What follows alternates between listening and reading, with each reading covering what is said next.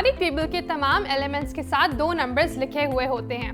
नीचे वाली वैल्यू को हम मास नंबर कहते हैं, जबकि ऊपर वाली वैल्यू को हम एटॉमिक नंबर या प्रोटॉन नंबर कह सकते हैं। एक एटम के न्यूक्लियस में दो तरह के पार्टिकल्स होते हैं, नेमली प्रोटॉन्स एंड न्यूट्रॉन्स।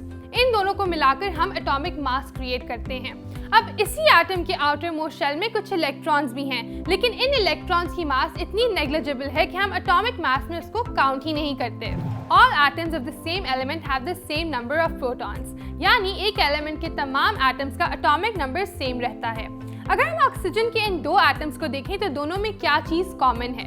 दोनों का सेम नंबर ऑफ प्रोटॉन है, which means 8। लेकिन इन दोनों की एटॉमिक मास अगर आप देखें तो वो डिफरेंट है। एक की 18 है जबकि दूसरे की 16 है। तो ये फर्क कहाँ से आ रहा है? ये फर्क आ रहा है because of the number of neutrons, और ऐसे एटम्स को हम एक दूसरे का आइसोटोप कहते हैं। So now we can infer that isotopes refer to what? They refer to two or more atoms of a single element which has the same number of protons but a different number of neutrons.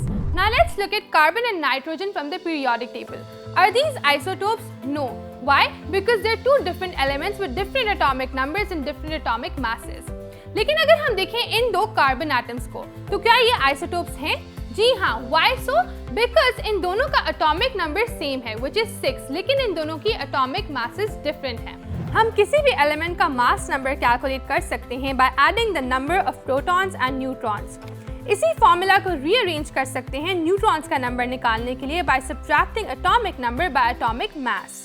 So for carbon 12, number of neutrons is 12 minus 6, which equals 6.